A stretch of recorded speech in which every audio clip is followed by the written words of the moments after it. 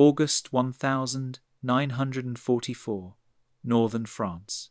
A German master mechanic's hands were shaking, not from fear. Klaus Zimmermann had spent 20 years at the Opel plant in Brandenburg, assembling thousands of lorries. His hands never shook. The reason they trembled now was the American GMC lorry sitting before him, because this lorry was showing him a truth that made his stomach turn. Germany wasn't losing this war because of tanks, aircraft, or soldiers. The reason was far more terrifying. A simple motor factory in Detroit was more powerful than the entire German war machine. The GMC CCKW sat abandoned beside a farm track near Falaise, its canvas cover shredded by shrapnel. The American convoy it belonged to had been caught by a Luftwaffe strafing run, one of the increasingly rare occasions when German aircraft actually appeared over France. The crew had fled. The lorry remained, engine still warm. Klaus approached it with the caution of a man who'd seen too many booby traps. He circled it once, noting the size. Massive compared to their Opel Blitz. The Americans called it a Deuce and a half. 2.5 tons rated capacity. Get inside, he told his crew. Check for demolition charges. They found none. The Americans had simply run, left the lorry intact, keys still in the ignition. Klaus pulled himself into the cab. The seat was worn but comfortable. American soldiers had been driving this lorry hard.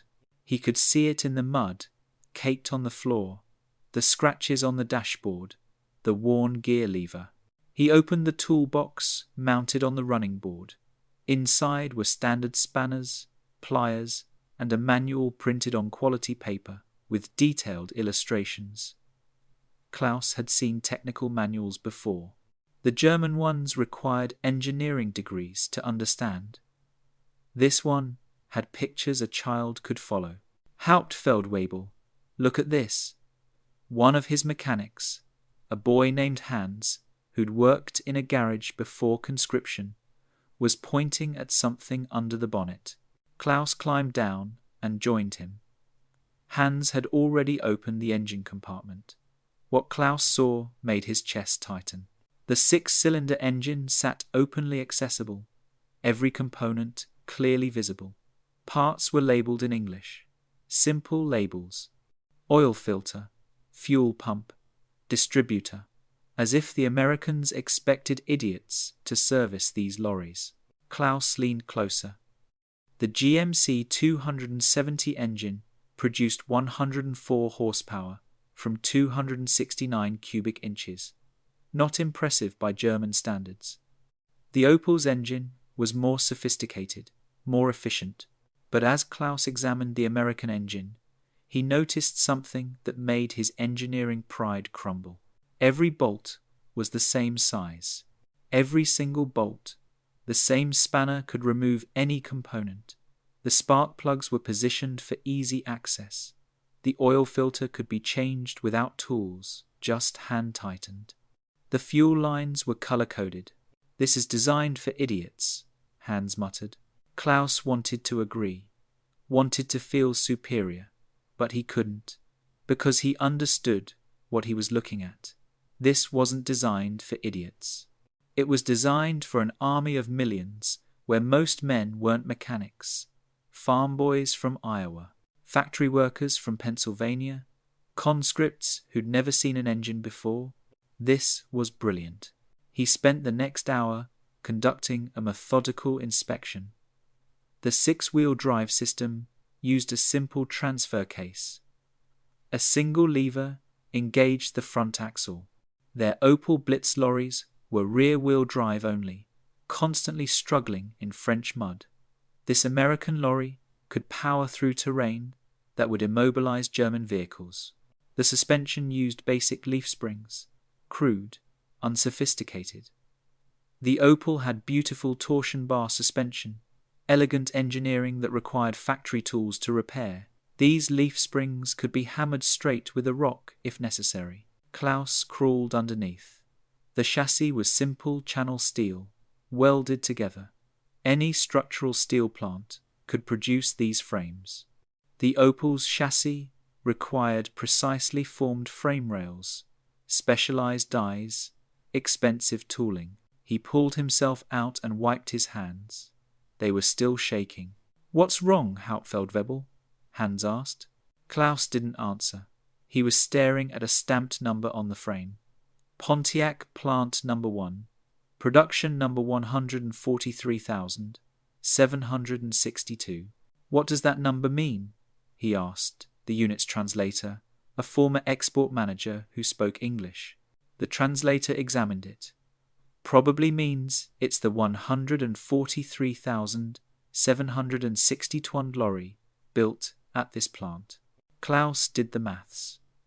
If this was just one plant, and they'd built over 143,000 lorries by mid-1943, and production had continued through 1944.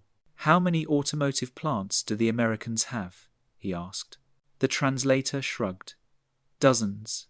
GMC, Chevrolet, Studebaker, International Harvester, Dodge, Ford. All building similar vehicles to standardized specifications." Klaus felt dizzy. Germany's entire 1,943 production of Opel Blitz lorries was approximately 27,000 units.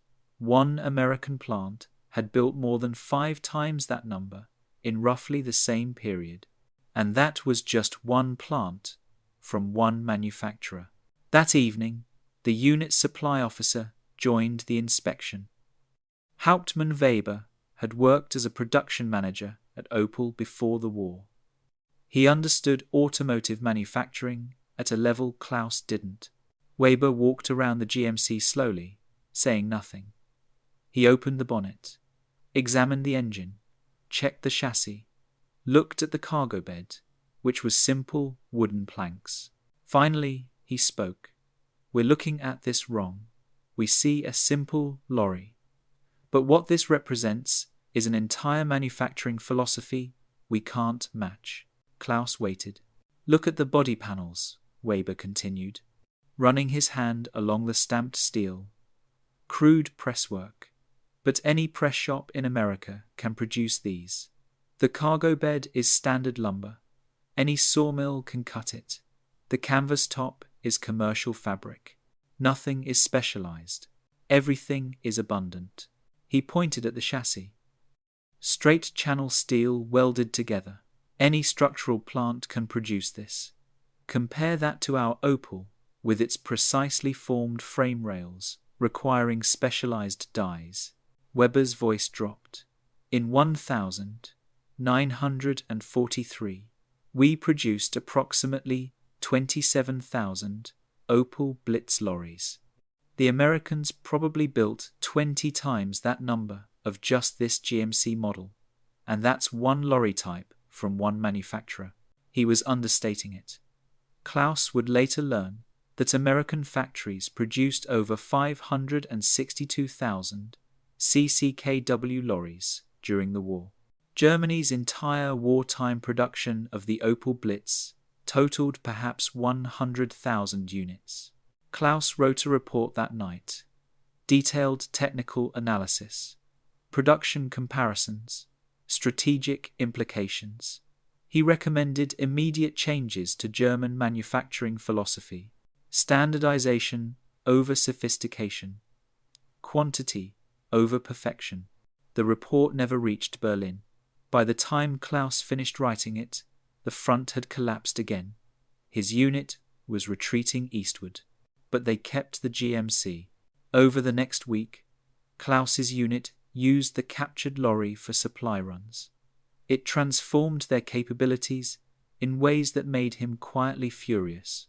Where their Opel lorries struggled through muddy farm tracks, the GMC simply powered through. When loaded beyond its rated capacity, which happened constantly because they were desperate, it continued functioning. The six-wheel drive provided traction their rear-wheel drive vehicles couldn't match. Klaus watched Hans drive it one morning. The boy had minimal mechanical training, Yet he could operate this lorry, perform basic maintenance, even make field repairs using the illustrated manual. It was humiliating. German engineering required expertise.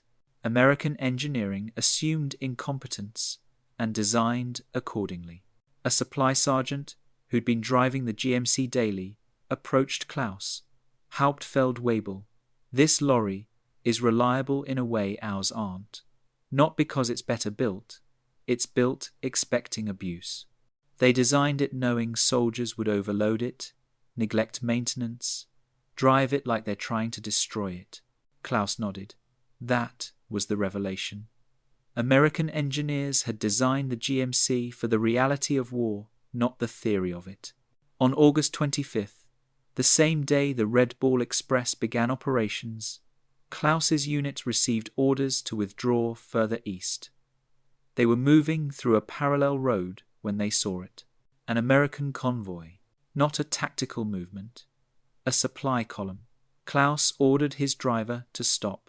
They watched from a tree line as American lorries rolled past on the main road, GMC CCKW lorries, all identical, all loaded with supplies, all moving with mechanical precision toward the front. Klaus started counting. 50 lorries, 100, 200. At 300, he felt his breath catch. At 400, he stopped counting. The convoy kept coming. "Where are their horses?" Hans asked. The boy genuinely sounded confused. Klaus realized Hans had never seen a fully motorized army. In the Wehrmacht, 80% of logistics relied on horses. Their division alone required over 5,000 horses to move supplies. Those horses needed fodder, water, rest, veterinary care. They could march perhaps 30 kilometers per day in good conditions. They died by the thousands in winter. American divisions had no horses. They had lorries, thousands of lorries that could move hundreds of kilometers per day, required no fodder, didn't tire, didn't freeze to death. Weber did more calculations that night. Each American division has approximately 2,000 lorries. They have 40 divisions in France. That's 80,000 lorries supporting combat operations.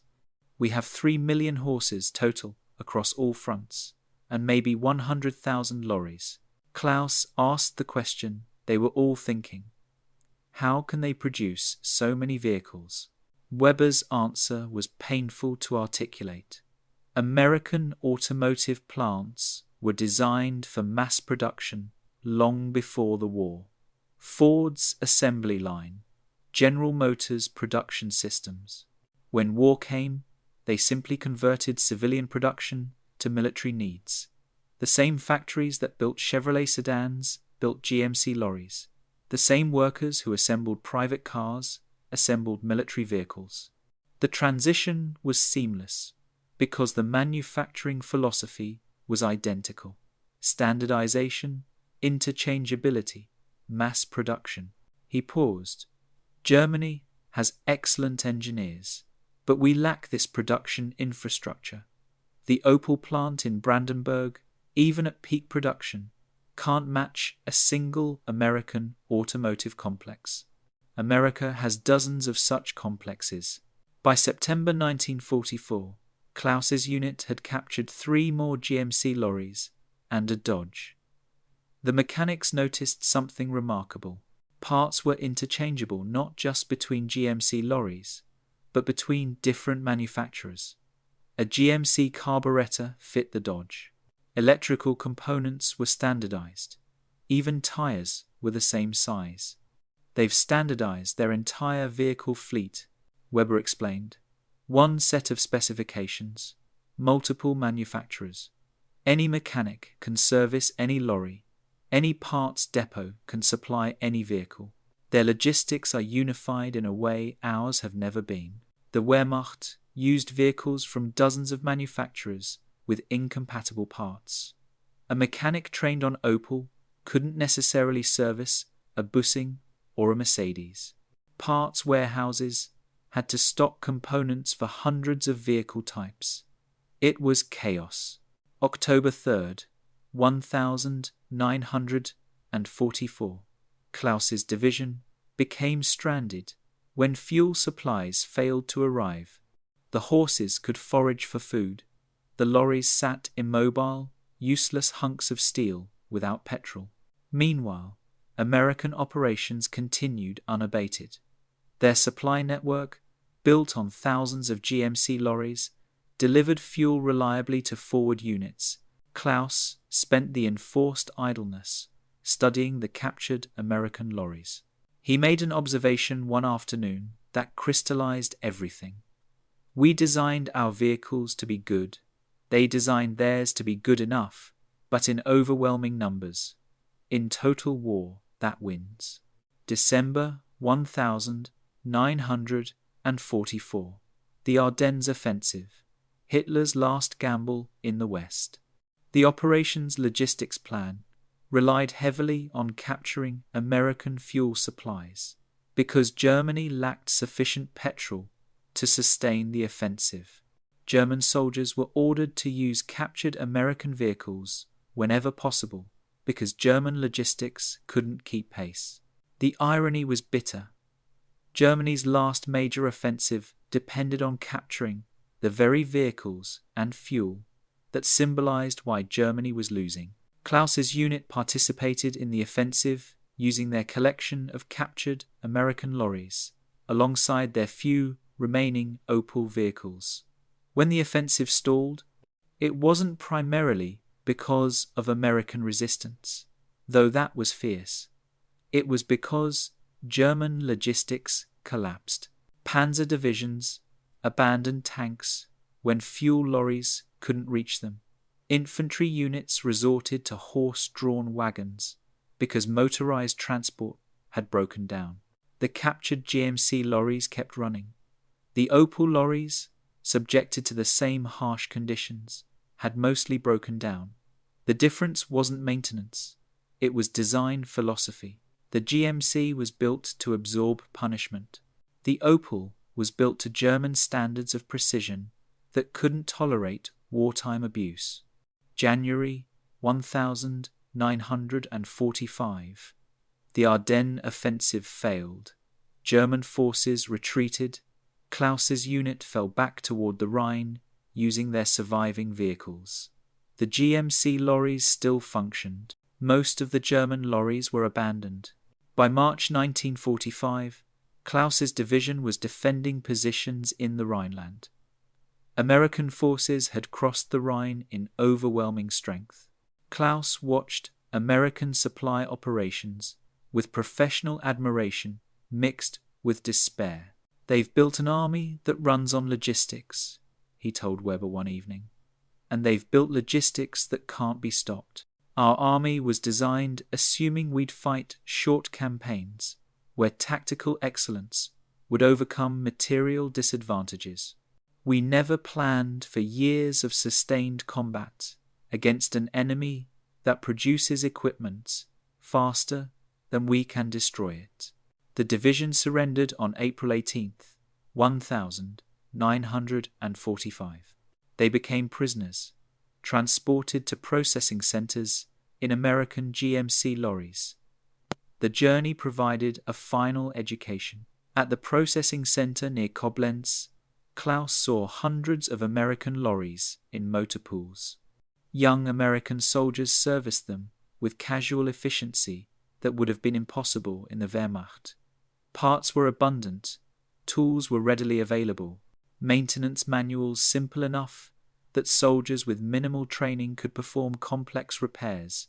A captured mechanic spoke with an American motor sergeant, surprisingly friendly given the circumstances. "You mechanics?" the sergeant asked in broken German. "Yes," Klaus replied in English. "Hell, we need mechanics. Can you work on these?" He gestured at the GMC lorries. "Yes, we've maintained several captured ones." "Good. War's over for you. But these lorries still need maintenance. I can get you assigned to the motor pool. Better than sitting behind wire." Over the following weeks, Klaus worked alongside American soldiers, maintaining the very vehicles that had helped defeat them. The American sergeant explained the maintenance philosophy with unguarded honesty. We design everything for speed, quick maintenance, common parts, simple procedures. See this engine? Complete overhaul can be done by a two-man team in 8 hours using field tools. Try doing that with one of your lorries. Klaus acknowledged the truth. An Opel engine overhaul requires factory conditions and specialized equipment. We designed for precision. You designed for practicality. Exactly. In peacetime, your way probably produces better vehicles. In war, our way produces vehicles that keep armies moving.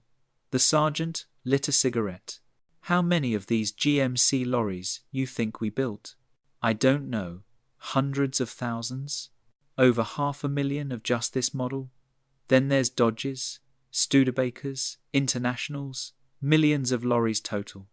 He exhaled smoke. That's what won the war. Not better equipment. More equipment than you could ever destroy. The American continued. You know what's funny? These lorries aren't complicated. We used commercial lorry technology, barely modified it for military use.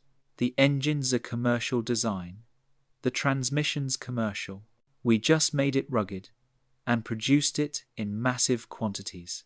Klaus spent months in prisoner camps, many working in American motor pools. He witnessed the scale of American logistics daily. Convoys of hundreds of lorries moving supplies across occupied Germany. Repair depots with more spare parts than entire German divisions had possessed. Production systems so efficient that damaged vehicles were often replaced rather than repaired, because new vehicles arrived faster than repairs could be completed. In late 1945, repatriation began. Klaus returned to a devastated homeland. Cities were rubble, factories destroyed, but everywhere were American vehicles. GMC lorries hauling reconstruction materials, jeeps carrying occupation forces, equipment supporting the beginning of German rebuilding. Klaus found work at a reconstruction depot in Frankfurt. His experience with American vehicles made him valuable. One day, training young Germans in vehicle maintenance, he reflected on what the war had taught him. Before the war, we believed German engineering was superior. That quality would overcome quantity. We were wrong. He gestured at the GMC lorries in the depot yard. The Americans understood modern industrial warfare better than we did. They built adequate equipment in overwhelming numbers. They standardized ruthlessly. They designed for the army they had, millions of ordinary men, not the army we wished we had. Elite specialists. He paused. These lorries aren't masterpieces of engineering, but they won the war because there were hundreds of thousands of them. They all used the same parts. Any soldier could drive them, and any mechanic could fix them. That was the genius. Not in individual vehicles, but in the system that produced them. By 1947, the Marshall Plan was delivering aid to Germany, transported primarily in American lorries.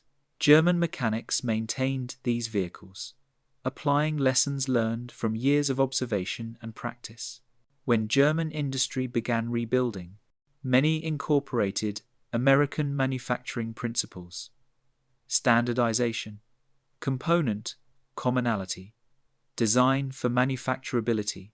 Companies like Mercedes-Benz, BMW, and a rebuilt Volkswagen created vehicles that combined both philosophies.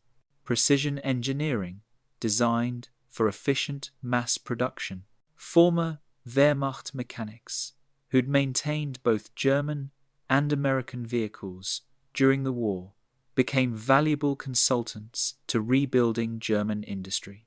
They understood both approaches and could articulate why the American system had proven superior in sustained conflict. Klaus was one of them. In a 1967 interview for an automotive trade journal, he summarized the lesson. The GMC lorry taught us that, in modern warfare, perfection is the enemy of good enough. Germany designed beautiful vehicles that were too complex to produce in necessary quantities and too sophisticated for field maintenance. America designed adequate vehicles that could be produced by the millions and maintained by anyone. We lost not because our engineers were inferior, but because we misunderstood what industrial warfare required. The article included a photograph of a restored GMC CCKW at an automotive museum. The caption read, "American GMC CCKW Deuce and a half lorry, over 560,000, produced 1,941 to 1,945. These lorries formed the backbone of the Red Bull Express and represented the American industrial philosophy that overwhelmed Axis powers through mass production and standardization. Beside it, for comparison, sat a restored Opel Blitz. The caption, German Opel Blitz 3-ton lorry, approximately 100,000, produced 1,937 to 1,944. Excellent vehicle design hampered by limited production capacity and lack of four-wheel drive in most models. The visual comparison told the story completely. Both were well-designed lorries, but one existed in overwhelming numbers with standardized parts, simple maintenance, and a supporting logistics network that could sustain armies indefinitely. The other was a quality product produced in insufficient quantities by an industrial base that couldn't compete with American manufacturing capacity. Klaus, elderly now, sometimes visited that museum. He'd stand before the GMC, remembering that August day in 1944 when his hands first shook, when he first understood that the war was already lost, not because of any battle, because of what happened in factories thousands of miles away, where ordinary American workers built ordinary lorries in extraordinary numbers. The mechanics who examined that first captured GMC had understood immediately what it represented. They'd seen the future and Germany's past. American industrial philosophy, developed in the automotive plants of Detroit and refined through decades of mass production, had proven itself the superior approach for modern warfare. The GMC CCKW wasn't just a lorry, it was a teacher, a brutal, efficient teacher of hard lessons about industrial warfare, about design philosophy, and about why quantity has a quality all its own. For Klaus and the other German mechanics who maintained these vehicles as prisoners and later as civilians, helping rebuild their country, those lessons shaped the rest of their lives and influenced German manufacturing for generations. The story of Wehrmacht mechanics and the GMC lorry is ultimately about learning through defeat. They believed in German superiority, in precision over quantity, in engineering perfection over mass production. American lorries, simple, abundant, reliable, taught them otherwise. That knowledge, painful in acquisition, became invaluable in reconstruction, helping transform Germany from a defeated enemy to a prosperous ally, built on lessons learned from thousands of American lorries that had rolled through European battlefields. Klaus never forgot the moment his hands shook, never forgot what that simple American lorry revealed, and never stopped being grateful, in a strange way, for the education it provided, even if the tuition was paid in the currency of defeat.